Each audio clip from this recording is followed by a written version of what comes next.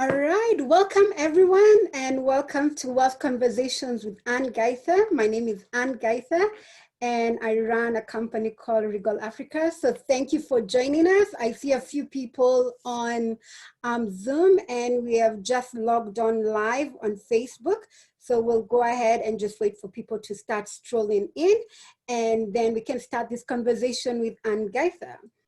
All right, so for some of you who've joined me, and you're not familiar with Wealth Conversations with Gaitha, again, I said my name is Gaitha. I'm a global trade and investment expert, but one of the things I'm really passionate about is creating wealth, especially for Africans. And so I also do wealth and business coaching. So the reason I started this Wealth Conversation with Gaitha is because at the beginning of March, when COVID happened, a lot of people had questions around what do I do around growing and managing my wealth? And so I thought this was a great opportunity to actually take this time 1 hour every week on Wednesday at 6 p.m. East African time and 8 a.m. Pacific Standard Time in the US to just have these conversations and really talk about what we need to do in this season, in this time when we have very many challenges around creating wealth. And so this is really important that I've been telling a lot of people, this is a time that you need to listen, you need to learn, you need to level up, you need to progress, because from what I am seeing, everything that's been happening with COVID, it's going to end pretty soon. And if you haven't taken this time to actually reflect, rethink, and re-strategize, you're going to be left behind by the people who've taken this time to really think about what they're going to do in the future. For me, I'm very passionate about wealth creation for all and Africa economic development. And really what I've been speaking to a lot of people is really talking about how do you create generational wealth? I know some people have said, why are you speaking around creating generational wealth? Well, we are all trying to survive. And actually that's the topic of discussion today, because even while you're surviving, which is what a lot of people are doing right now because we don't know about the future, I think it's also a really good time to figure out and strategize, what do I have to do so that I can be successful in the future, especially for generations to come. And so with that, I really want to welcome you again for taking this time to join me.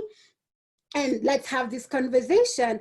Let me just go online and see if people have joined us on Facebook, because like I mentioned, we are live on Zoom and also on Facebook. And if you're on Facebook, what I would recommend that you do is you actually have a live party, a watch party, so that anyone who is on your timeline can be able to actually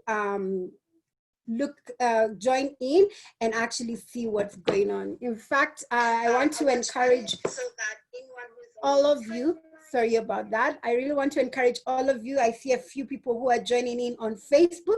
I would like you to just go ahead and put your name and also the city where you're from so that I know where you are. And I would encourage that if you are outside the country, just go ahead and also say where you are, because this conversation we have is just not only in Nairobi, because that's where I'm located, but it's also for my global clients wherever they may be. So go ahead and just put your name and your location and we'll go ahead and start this conversation. All right, so just give me a moment as I log in on Facebook to just make sure that everything is going well in regards to these wealth conversations. All right. All right, just bear with me, technology. All right. All right, so today's that. Okay.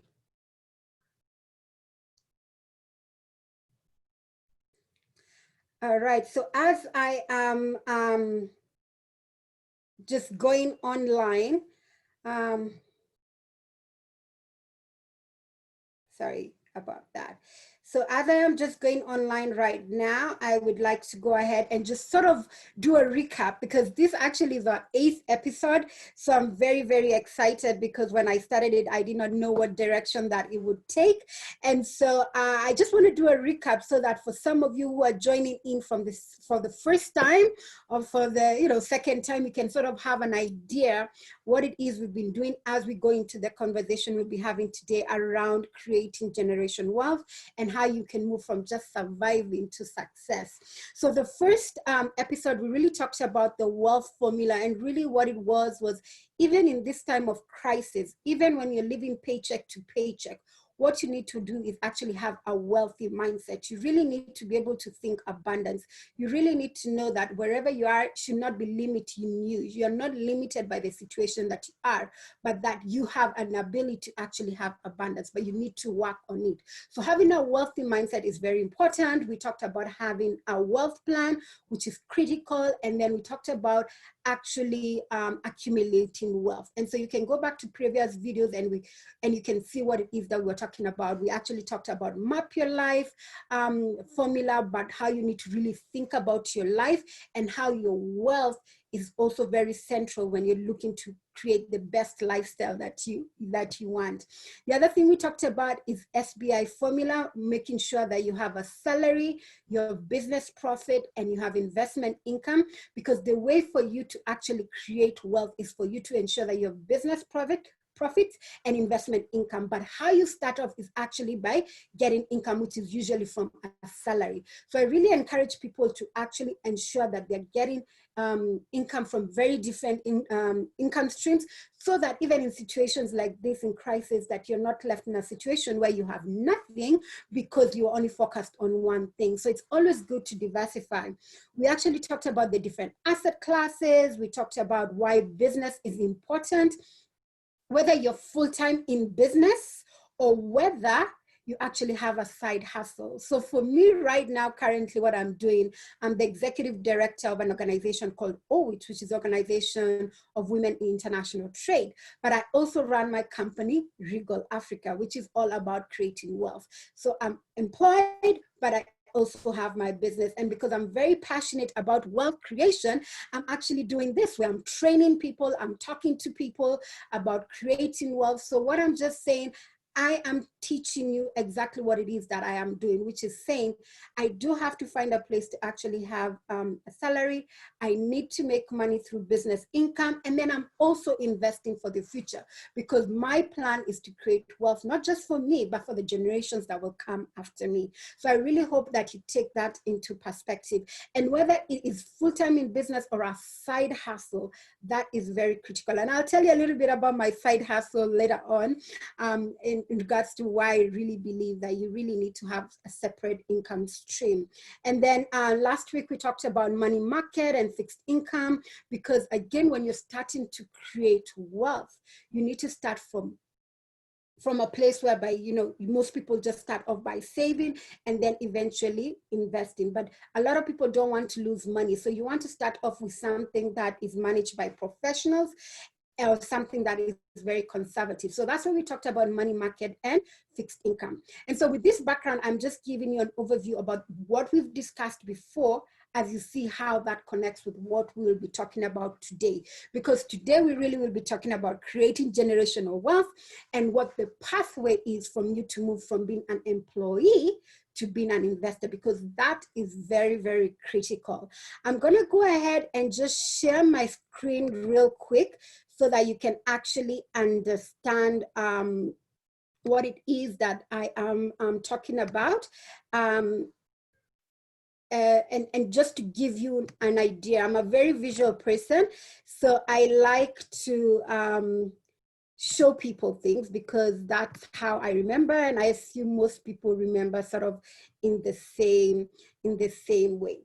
So so when you are looking at creating wealth and creating generational wealth, even in this situation whereby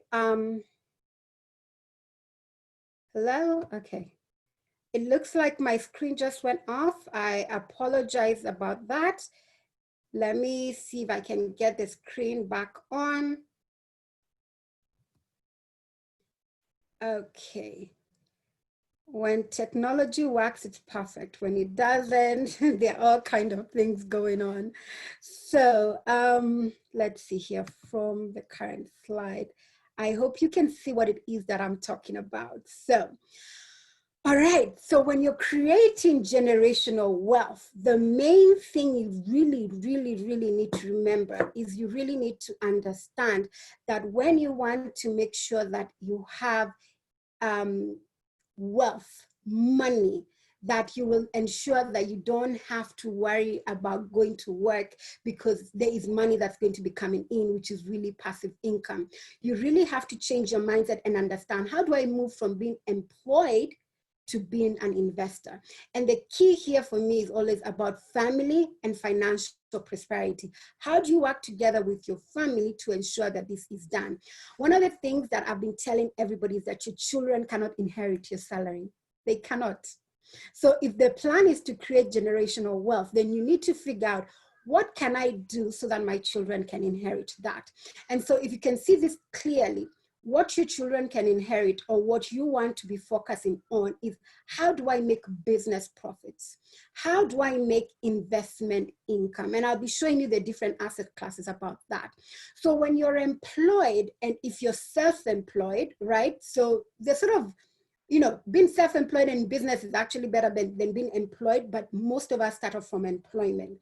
The difference here, or what I see happening here, and why you need to move up this ladder or this pyramid, is this: when you're employed or self-employed, you're surviving. So every paycheck, every money that you make, you spend it, and you always find people going, by the end of the month, they don't have anything, and they're starting over all the time. They're always thinking about the next paycheck. If you're employed, then there's a standard salary. If you're self-employed, not so much. But usually I find a lot of people who are in this particular segment of making money really focus on just surviving. If I can pay my bills, I can pay my mortgage, I can pay my rent, I can pay my insurance, I am fine. But for you to be able to be successful, you need to move out from that mindset of just being an employee, and then start moving up the ladder to being an investor. And earlier I mentioned about the SBI formula. So it doesn't mean that just because you're employed, that's a bad thing. It's actually a great thing. You can be employed, but while you're doing your employment, what you need to be thinking about is, can I have a side hustle? What you need to be thinking about, can I partner up with somebody so that I can actually use my money and invest in this company? What you need to be thinking about, I'm employed, can I be actually helping my family business improve? So just because you're employed doesn't mean you can't be also in business or investing. It just means you're employed. That is how you get your money, but you need to be looking at other things for you to create generational wealth. And so what, again, I really need you to think about in this place is, I'm employed, I'm self-employed, how do I move up the ladder? So once the next step of moving up the ladder really is around being a business owner. And the difference between being self-employed and being a business owner is really this, right? When you're self-employed, it's basically about you. If you don't go to work, nothing happens. No money gets made, nothing moves, because you're self-employed. So you usually see self-employment in regards to consultants. You really see self-employment in regards to people who say, you know what, I love to bake, so I'm going to start a bakery and I'm the one who's going to bake. So now you find someone who's self-employed. Or I like designing, so I'm the fashion designer and it has to be me. You find that happening. Or you find someone is investor and they say, I'm an event planner, so this is what I am. So then you find a lot of people in this space of being self-employed. Now it is great because you're in business, but what happens is that if you're not there, then your business does not make money. So what you really need to be thinking is moving from self-employment to being a business owner. A business owner just means you own this business. And when you own this business, even if you're not there, the business still goes on, right? You have employees who will be able to do this work. You have consultants who can be able to do this work for you. Really, you do not have to be in the business for it to run. You actually have the processes and the systems there. And the reason this is very important is because a lot of people leave employment to go into business and they find themselves self-employed, and then they wonder, look, I thought this business will make me a lot of money, but I am actually doing more work than when I was employed and making less money. really what you want to do when you're creating generational wealth is think, how do I become a business owner?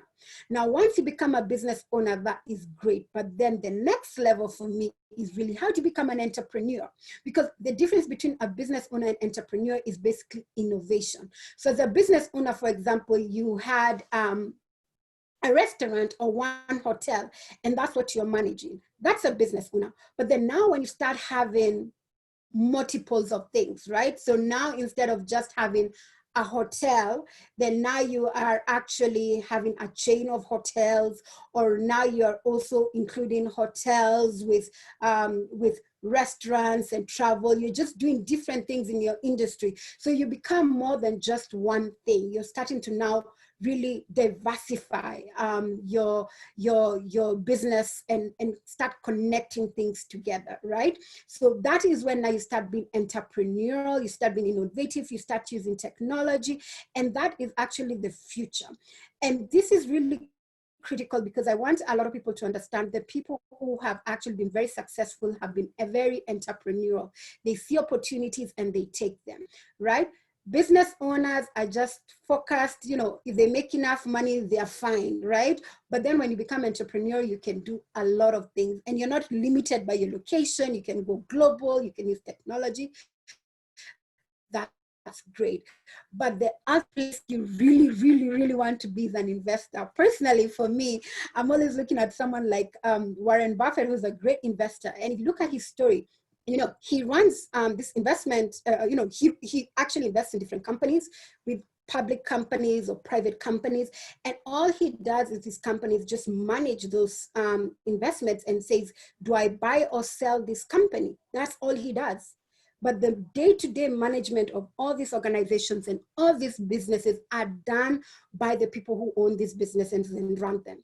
He's a shareholder, so he makes money off other people. He makes passive income.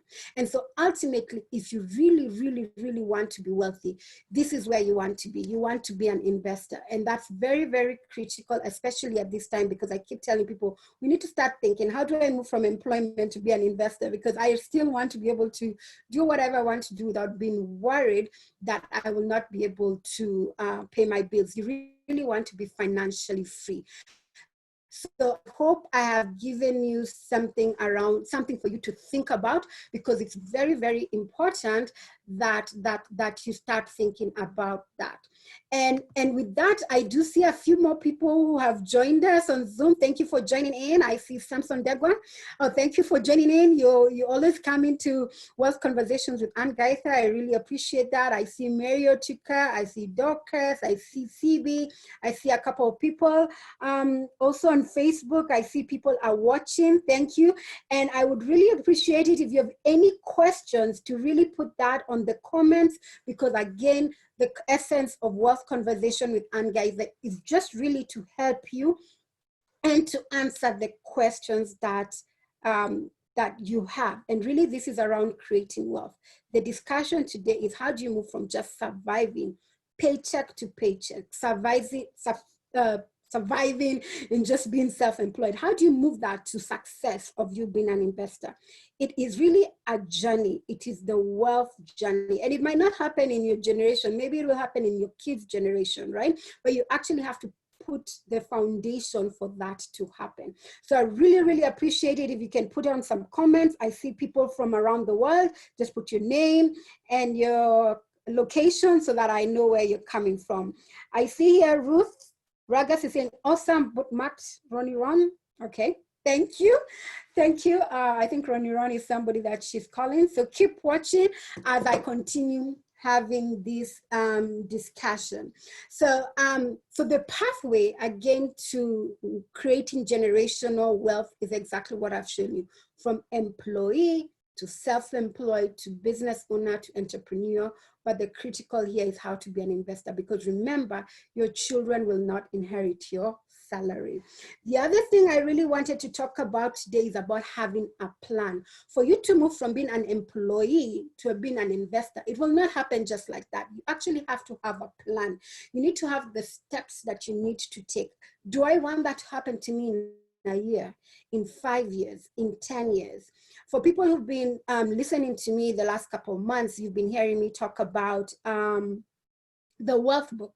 And the wealth book is just something that I put together, which helps you put together the plan. So if you want to be an investor in the next 5 years or 10 years, you need to actually jot it down and actually say, these are the steps that I need to take, because this is really, really, really critical. Because where you want to be is to be in a point whereby you're making money off your business profits. So you're a business owner, entrepreneur, you don't have to go to work all the time. Maybe you're just on the board as a chairman, and you will be able to make money off that. If you look at it, for example, if you're in Kenya, because I just give an example about the US with Warren Buffett, but if you're in Kenya, you'll think about someone like Chris Kirubi.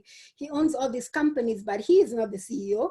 He gets to do whatever he needs to do, and other people are running the company. So that is where you really, really want to go. And you need to start thinking about it now. Even when right now you've lost your job, maybe, or your salary has been cut into half, or you really don't know what you need to do with your business. I think this is really a critical time when you should be asking yourself, what do I do now? Right? If I'm still in employment, how do I start a side hustle? How do I start a business that will get me to the path to being an investor? If you've been laid off your job, you need to ask yourself, do I start a business that will eventually make me an investor? And I don't want to be in a business that I'm self-employed, but I'm going to be in a business whereby I can actually let the business run for itself. So that's really, really, really, really critical. And with that, I really wanted to also share with you about the different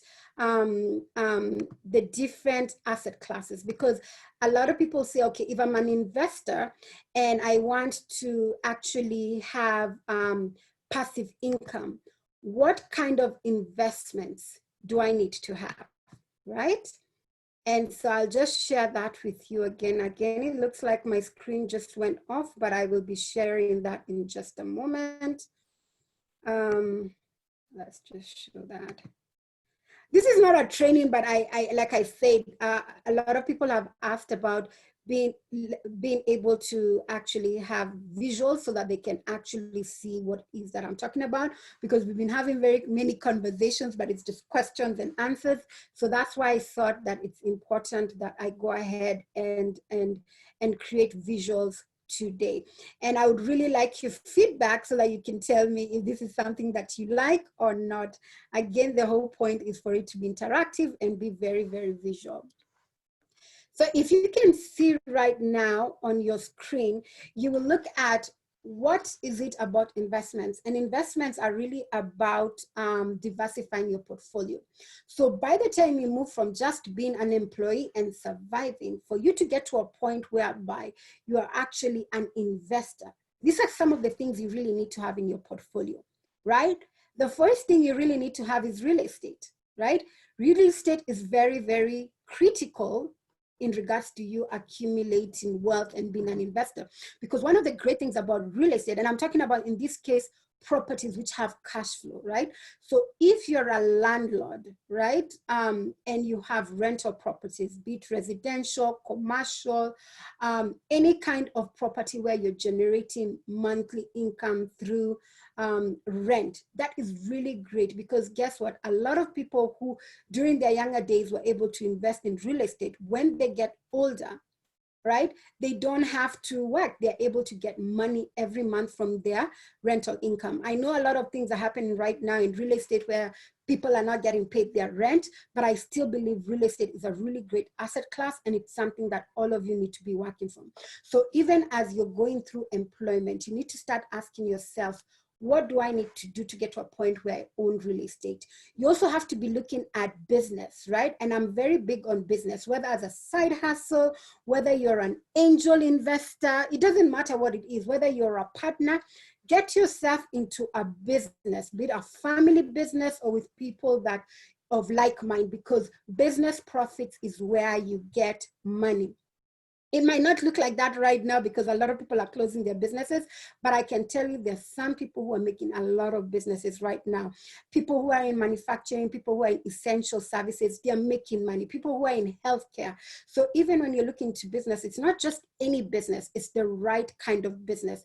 This is how you move from being just an employee to being an investor, because you want to be in a business that is going to generate you profit, continuous profit. You also have to be in equities. Again, equities are just shares. So basically you're just owning shares in a public company. That is very, very critical.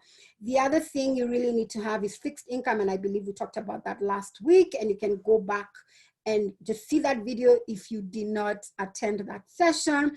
And unit trust, we talked about the money market fund last week. So that's also really good. And then alternative investments. Alternative investments just means any investments outside the usual equities, the usual fixed income, alternative investments.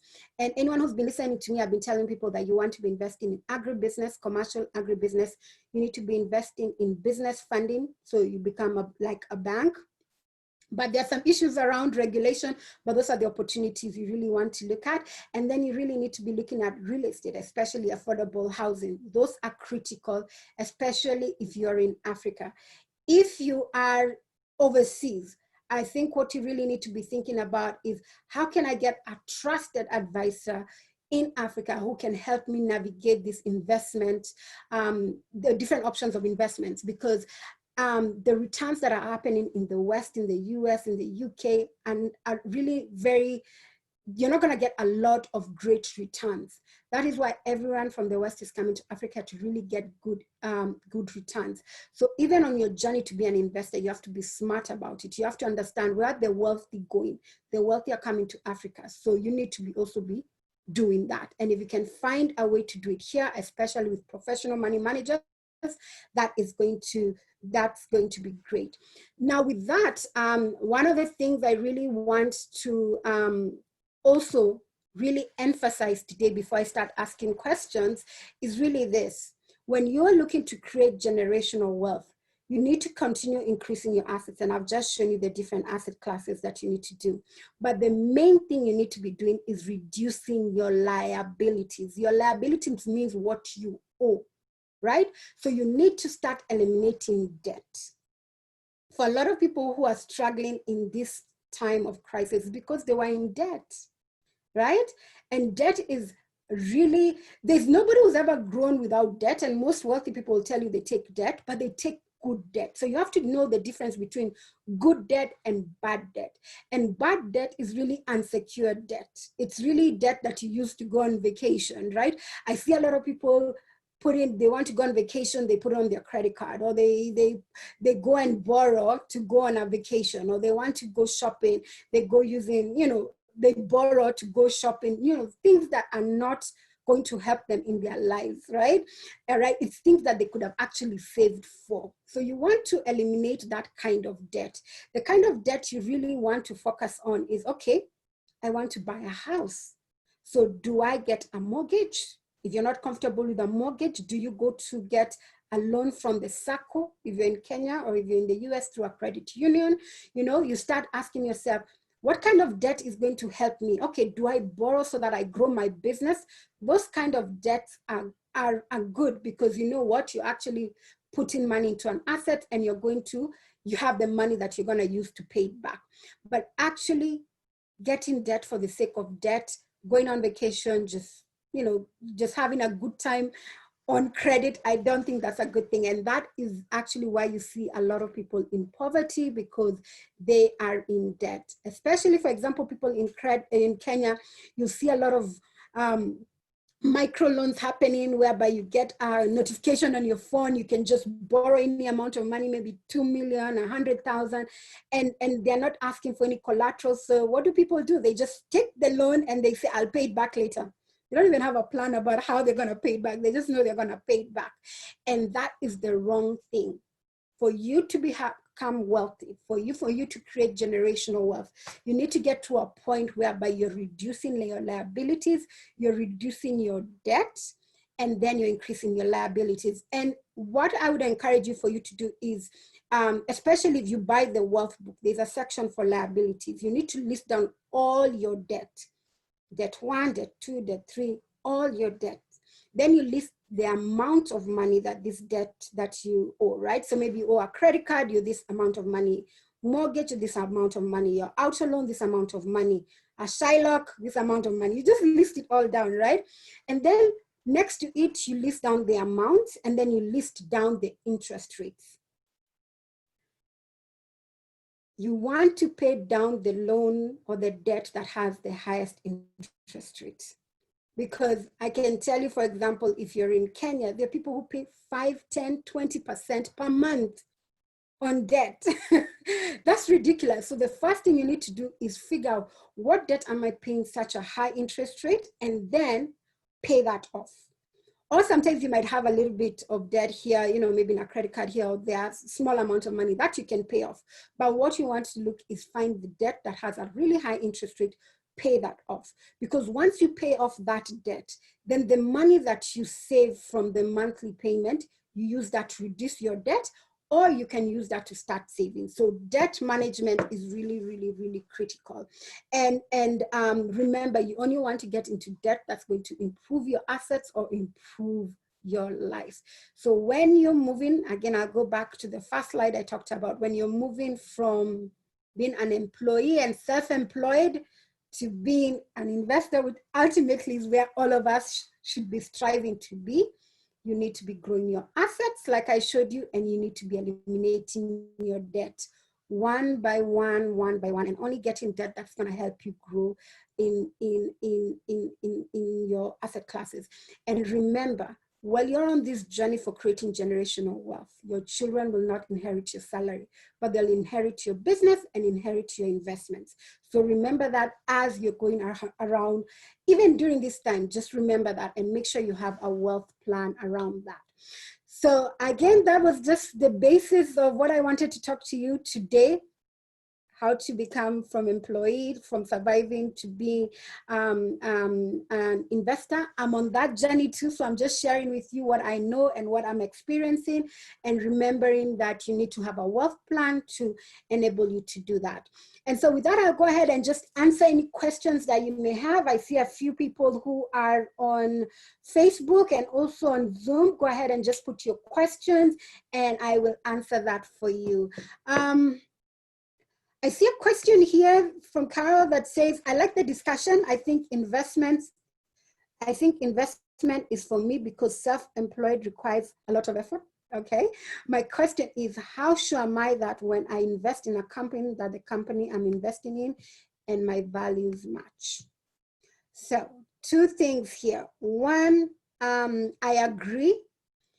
Self-employment requires a lot of effort, believe you me. I know that. I'm in business and I've helped different businesses. It's a lot of work. It's blood, sweat, and tears. So it's a different mindset. It's a different mindset. But that's why I tell people, you need to move from self-employment to business to entrepreneur, because the more you move up that ladder, the more, I don't say easy it becomes, but the more worthwhile your investment in that business becomes, right? So if you're employed, then you really need to start thinking, how do I invest in different asset classes? Or how do I go into business, but not day-to-day running of that business? And then I'll go into your question and says, how sure am I that when I invest in a company, that company I'm investing in and my values match? So the first thing I always tell people, for example, here in Kenya, I work with 8 licensed fund managers, and they're licensed by the Capital Markets Authority, which is the regulatory body in Kenya. If you're in the States, then it will be a company that is regulated by the SEC, which is the Securities Exchange Commission or something like that. So you want to first find out the company that I'm investing in. Is it regulated? Is there someone who's looking around to make sure that the money that I'm investing in is actually being managed well? Because you will find there's a lot of people who tell people invest, invest, invest, and then they run away with the money. So the first thing you need to do is due diligence. And that's what my company, Regal Africa, does. So we work, first of all, with licensed fund managers, but then we go beyond that. We need to know the management, we need to know the track record, because you want to know that the person you're trusting with your money is legit. If they're not legit and they have integrity issues of the problem, then you want to have a second look. So that's the first thing. The second thing you're asking is my values match? Now the question is here, what are your values? People have different values. One of the things, and I think I talked about it about two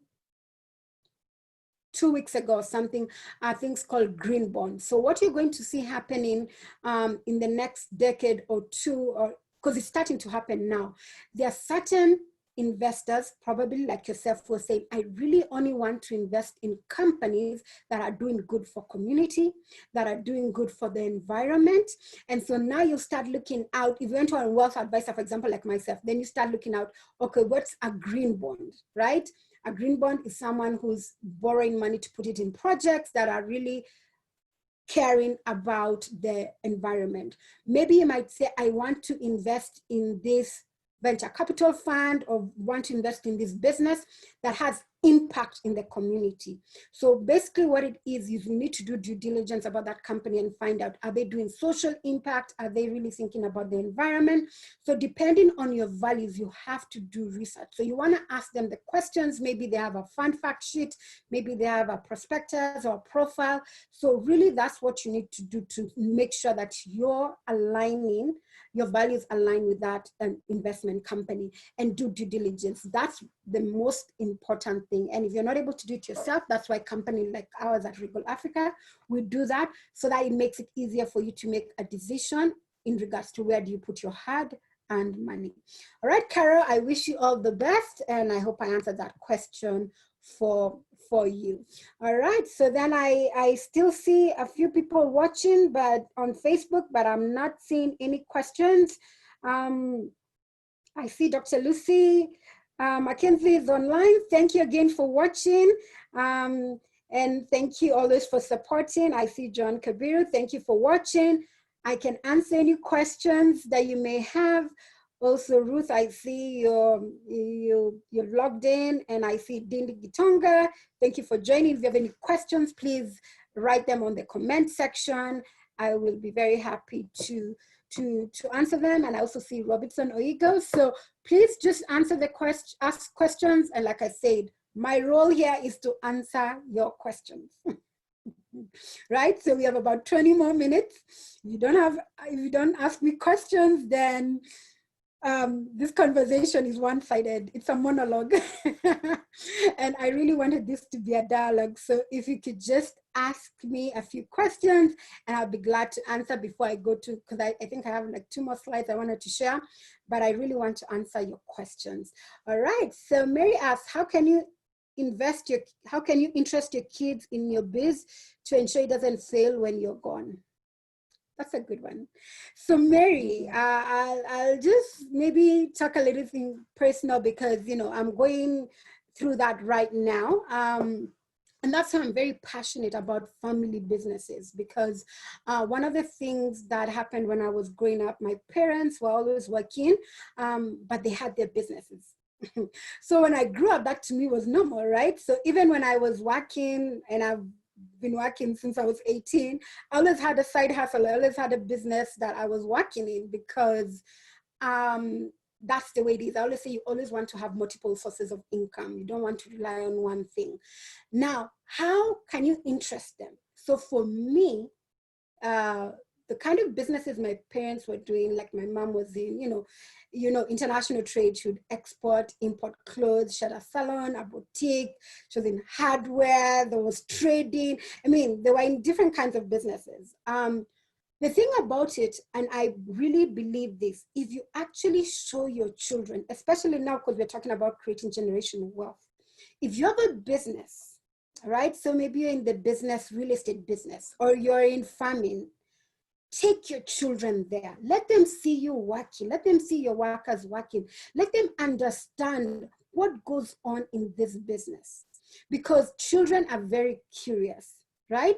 And also when they're very young, they like to help. So you want to start them when they're very young. You need to start instilling into them that this is how we as your parents make money, and then start showing them how to do it. Now, one of the things about it, because I've just shared with you my personal experience, one of the things I am not interested in events or having a clothing, a boutique or a salon. I'm not interested in that. But what I learned to do in that family business is now help them in finance, because I'm a financial professional, help them in strategy. So even as I've grown older, because there's a family business, I've been able to use what I'm good at to help that family business. So how you interest your kids is by showing them the business, also learning from them what is it that they're good at, because children from very young will show you what they're good at. I can tell you, for me, when I was very young, I was very interested in things like Monopoly. I was always trying to be the bank. I liked money and real estate. So from very young, I knew what it is that I sort of liked. And why I'm telling you this is you will look at your child and see, is my child creative? Do they like drawing? Does my child like going to the shamba? Does my child like speaking? Like whatever your child is good at and likes, nurture that, and then see how you instill that into the business, so that way, even if they don't do exactly what it is that you're doing, they can eventually be probably on the board of that family business and help it in a different way. They don't have to be like you, but they can always support that family business. So the way you interest your child is by ensuring that they are part of the business. They see that this business is part of the family. And I believe in the future, they will then involve themselves in the business the way they know best to do that. I hope, May, that answers your questions. And because we're talking about children, keep talking to them when they're young about saving. Start teaching them how money is made, how money is grown. Because for a lot of us, it was not done. It was not done. You were just told, go to school, get a job, and go buy a house, and but you're never sat down and told, this is what you need to do. So again, I believe it's good that you talk to your children, start teaching them to value money, and start teaching them to be interested in business, because that's where money is made, and investing. All right. Right, so there's another question I have here from Nyambura that says, hey, Anne, glad to hear from you again.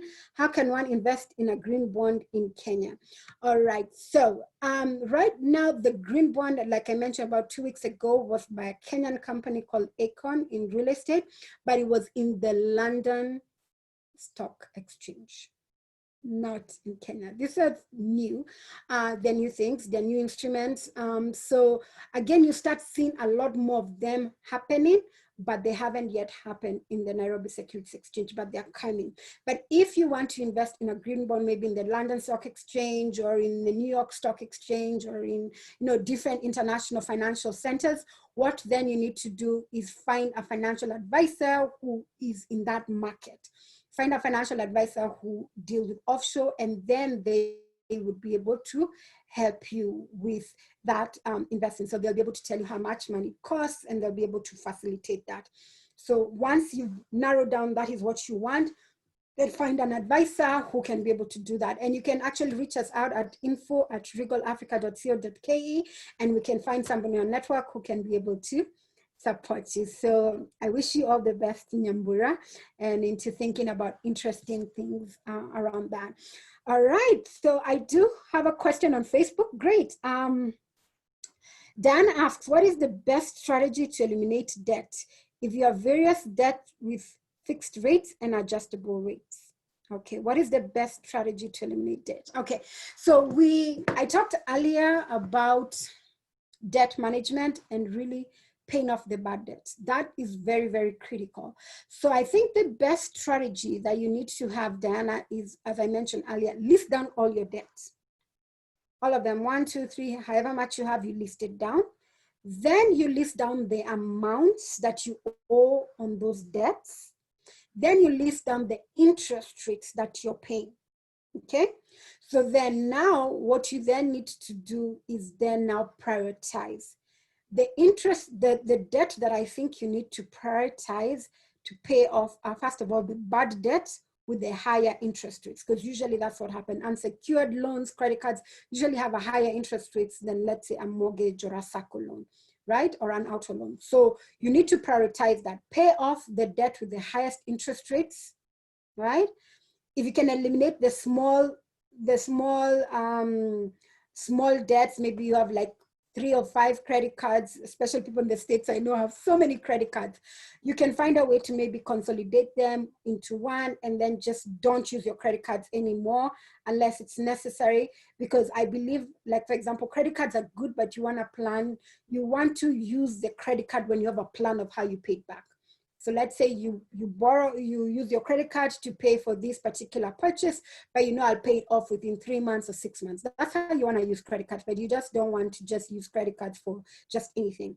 So the strategy is to pay off the higher interest rates, pay off the small ones, and then just be left behind with the debt that is manageable and that is good debt. If you're in Kenya or if you're in the States, there are certain tax benefits of having a mortgage, so that you can actually do tax deduction on your, when you're doing your taxes. Especially for you people in Kenya, I don't know if you know your taxes are due by June 30th. So please do your taxes so that KRA does not charge you penalties, because KRA is not playing anymore. And when you're going to be doing your taxes, you will see there's a section about mortgage interest. So there's a certain amount that you can deduct, for certain amount of interest you can deduct if you have a mortgage. Those are some of the tax benefits you get by owning a home through a mortgage. All right. If you're in the US, the same thing. The US, usually you pay your taxes by April 15th. Again, when you're doing your taxes, you will see a section that says how much mortgage interest that you paid, because you're able to deduct that when you're paying, you know, your taxes. So again, when you are paying off your debt, you want to keep some of that debt, maybe like a business loan or a mortgage, that will help you deduct your tax obligations in a legal way. So I hope, Diana, I answered your questions around debt and how, and some of the strategies that I think you need to undertake in order for you to eliminate that. All right.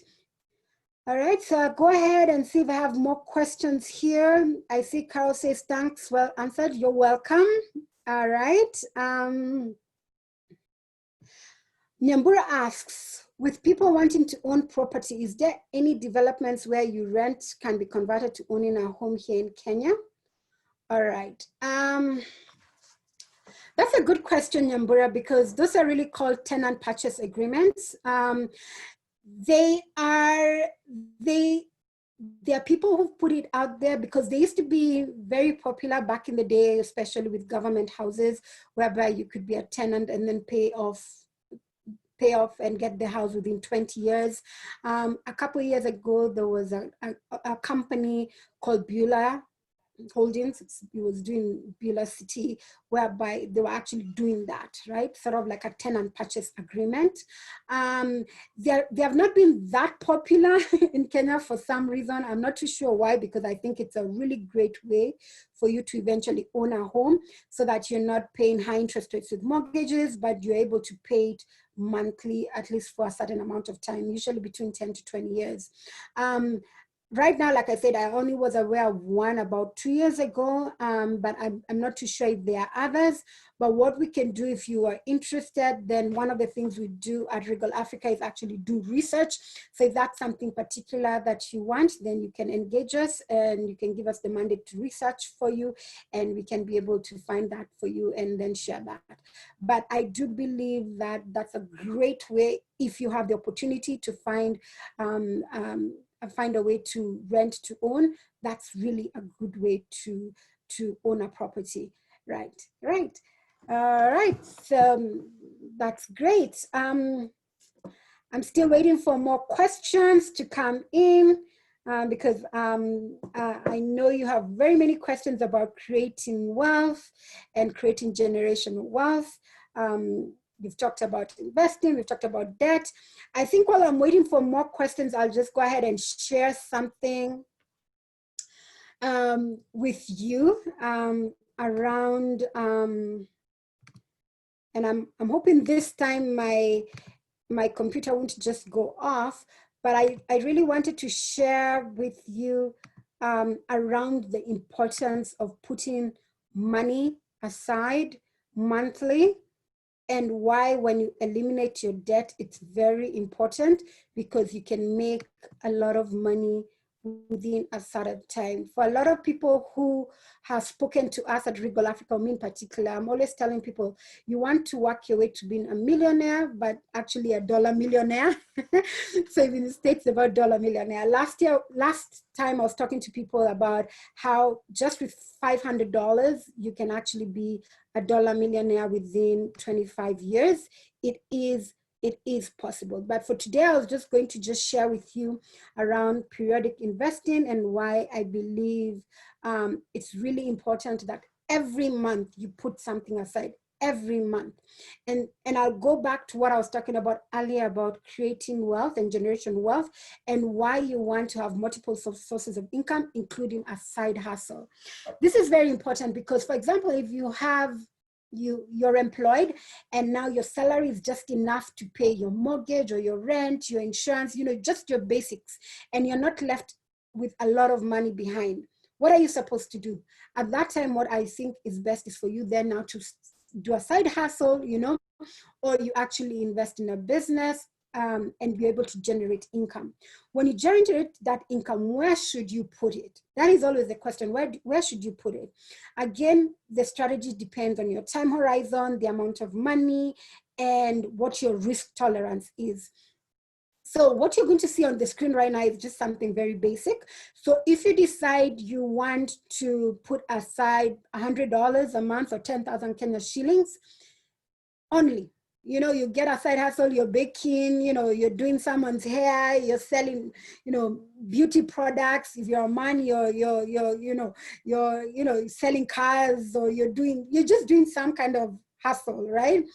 If you're able to put aside 10,000 Kenya shillings every month, and you do that diligently with an interest rate of about 12% per annum, you'll be a millionaire within 6 years. If you do 20,000, you double that, you'll be able to do it within 3.5 years.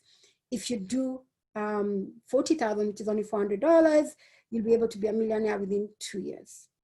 Why is this important? Because if you're very disciplined and you say, I'm going to eliminate my debt, my bad debt, I'm going to have a side business or a side hustle that's going to generate this kind of money, and I'm going to put it aside into a particular investment vehicle like a money market where I'm able to deposit and withdraw anytime, and you give yourself a timeline of say 2 years, I want to have 1 million shillings, then you can do that. Because in 2 years, when you decide that I want to take this money and I now want to put it into a project, into another business, or I want to go into agribusiness or business lending, because when you get to a point whereby you have about $10,000 or 1 million Kenya shillings, you're able to get different options in the investment world. There are different assets that you can be able to access rather than someone who has, say, for example, just 1,000 Kenya shillings. You're limited by the amount of money that you have. So I just want to show you this because I always say time is your friend. If you're young today, start putting aside, you might be thinking it's not a lot of money, it's not a lot of money. 10,000 not a lot of money. 50,000 is not a lot of money.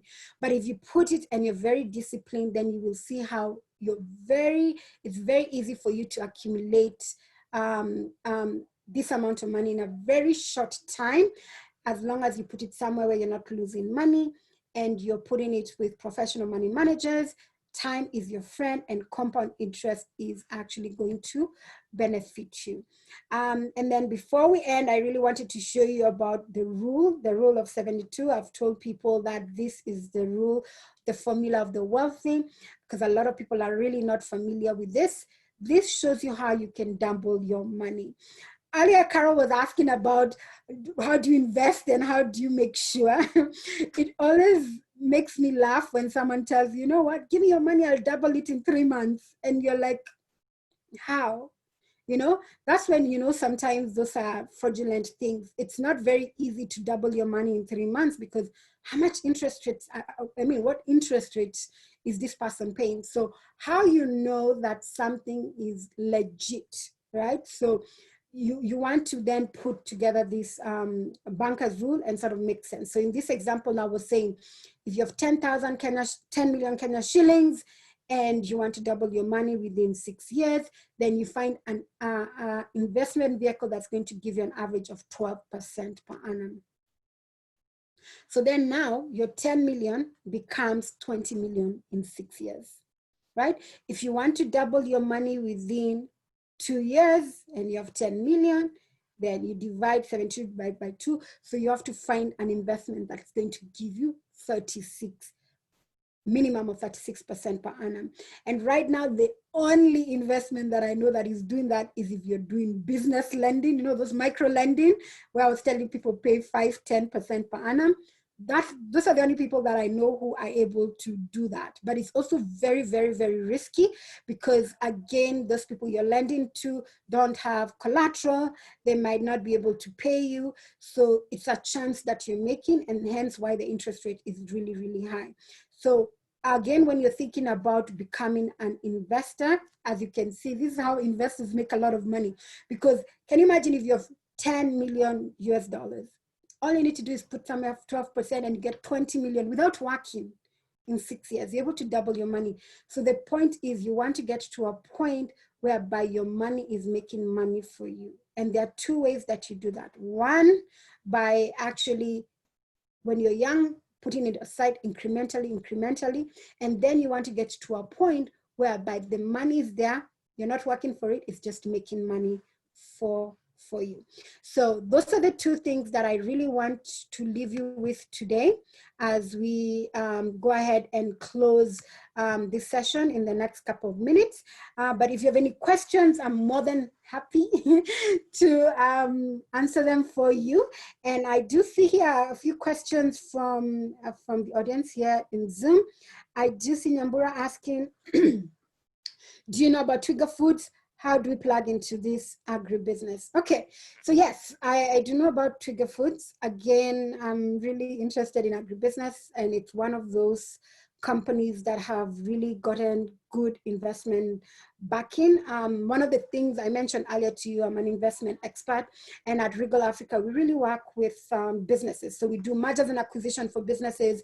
Businesses are looking to expand regionally and globally. We help them with that. The other thing we do is capital raising. So that's why I'm familiar with the Trigger story, because I'm always looking at who are the investors who are ready to invest in great businesses. And the other thing we do is restructuring of businesses. So if you're in business already, reach us out at Regal Africa, we can help you scale up your business. But I know a lot of people are here on a personal, they want to understand about personal wealth. But Trigger Foods. So what Trigger Foods did is they saw an opportunity in the market, right? Again, you have to be very smart when you're in business, okay? So what was the issue in Kenya? The issue is Kenya is distribution, right? So by the time food comes from the farms in the rural areas, comes to Nairobi, logistics is an issue and all that. People go to Marikiti, things get spoiled, things of that nature. So Trigger Foods saw this opportunity. So they started coming up with a distribution channel using technology, using riders for the delivery of now agricultural food. So that way they were able to streamline, eliminate a lot of middlemen who are actually maybe considered exploiting the farmers, paying them very little. And because a lot of these farmers don't understand the market, then they are left with no choice but to work with them. So Trigger Foods just came in to eliminate the middleman, and they made a lot of money, and they have actually used technology to track what's going on in this ecosystem of agribusiness. So it is a great business, and because it's a great business, then you see a lot of investors are looking to put money into this business. One of the things a lot of people have asked me in business is, where do I get money from? Where do I get capital? Even myself, I'm looking for capital, but I know what it is and why a lot of investors don't put money into business. It depends on what kind of business you're in. Is it scalable? For example, Trigger Foods is a very scalable business. It is a model that can be used in Kenya, that can be used in Uganda, can be used in Ethiopia, it can be used anywhere, it can be duplicated, and it's very scalable. So those are the great things. And when you're looking to now, and I'm digressing a little bit, when you're looking to now get money into your business, which is one side, you really need to get to a point whereby you understand at the very beginning, you have to put in your own money. Your family can support you, your friends can support you, and then you have fine angels.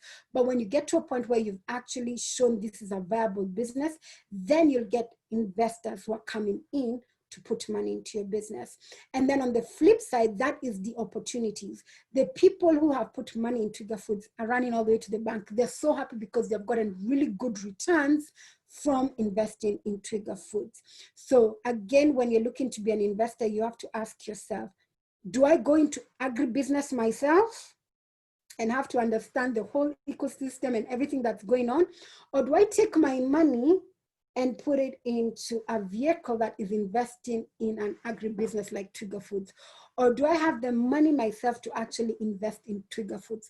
There are various ways of investing and plugging into agribusiness. Agribusiness doesn't mean you just go buy an acre and you start farming. That's one kind. There are also different ways or indirect ways to put money into agribusiness. And I really believe, especially in Africa, that agribusiness is something that really needs to be looked at, because that is where money will be made, because food security is very important locally and globally. The Chinese need food. The world needs food. And if you can be able to give that to them, they'll pay you really well. And so if you're an investor, you want to really look into that and start seeing, they are not there yet, but they're coming, agribusiness funds who will be able to now invest in some of these things. You want to look out for them. So Nyambura, I hope I answered that to you. Just research about Trigger Foods. It's a great business using technology, disrupted the whole farm to fork ecosystem and really redefined the value chain. And with that, they got a lot of people putting money into their business. All right. So with that, it looks like our time is up for today. I really appreciate you joining the Wealth Conversation with Gaitha. Like I said, I started this show just to answer your questions and just make sure that you're making the right decisions right now, because COVID is going to end and we're going to go into a new normal, and the things that you do now will help you make the right decisions then. So with that, I have 3 things that I really want everyone to take out. And if you listen to me, if your family and anyone out there, just go ahead and just share with them my videos. You'll find them on Facebook. I have a YouTube channel. Just type in Gaitha and you'll see all the 8 episodes that I have done around that. One of the things I really wanted people to get out of all this is wealth knowledge, right? Because you cannot be successful unless you have the right knowledge. There's a money system. There's a money system and there's a wealth system. That's why before we talked about the wealth formula. And I've been fortunate in my life to be able to be in banking, to be in investments, to understand that. And because a lot of these things I didn't know, once I knew, I said, I need to share it out to the rest of the world, and especially us as Africans. For those who are in my watching, or who are in my database, in my network, although I have a global network, but I do have a special place in my heart for Africans and really economic development. The second thing I really want everyone out here to do is put together a wealth vision, a wealth plan. And you can write it down yourself, but I've actually come up with a wealth book. It's an workbook. Again, we're all about being digital, whereby you can access it online. Just email us at info@regalafrica.co.ke, or you can go to our Facebook page or Instagram and just request it. And it's a wealth plan whereby you go down 8 steps, from understanding your financial network all the way to estate planning, all the way to investments, all the way to understanding what do I want to achieve in 1 year, 2 years, 5 years, 10 years. I want to move from being an employee to being an investor. What are the steps that I need to take? You do it yourself, but if you need a wealth advisor, then you can come to Regal Africa and we can work with you on that wealth journey. The third thing I really need everyone to do is have an investment account. I think it was about a month ago, we had Pius Mushirimugo from Nabo Capital, and he gave us very interesting statistics. In Kenya, we only have 200,000 investment accounts, and we have 54 million bank accounts. And that is the problem. That is why we see a lot of people not making money, not creating wealth, because they haven't even started investing. And you can invest with as little as 1,000 Kenya shillings. If you're in the diaspora, with as little as $10, you can start an investment account. So what I want you to really think about is those 3 things: where do I get wealth knowledge? Where do I get a wealth plan? How do I set up my wealth plan? And how do I establish my investment account? Because once you do those three things, it's the basis, the foundation for you then now to move from being an employee to being an investor, and you'll get professionals around the way, be it us at Regal Africa or anyone in our network will be able to assist you. Again, we are based in Nairobi, but we cater to our clients all around the world. And so whatever questions you have, I'll be glad to answer. And I will be seeing you next week, same time, every Wednesday at 6 p.m. East Africa time. And if you are in the US, we are at, it's 8 a.m. Pacific Standard Time. And the goal for this is really just to have a conversation, answer your questions so that you get the right knowledge that will help you on your journey. And I do see here, Nyambura says, thank you, Anne, you're the best. Appreciate you, Nyambura. I see Docker saying, thank you so much, Anne. Great presentation. I appreciate it. My goal is for you to learn and make the right financial decisions. And Carol says the same thing. Thank you, Anne. And I do see a lot more people on Facebook, and I wish you all the best. And with that, I'll say thank you for joining Wealth Conversations with Anne Gaitha. I'll see you next week, and God bless. Bye-bye. All right.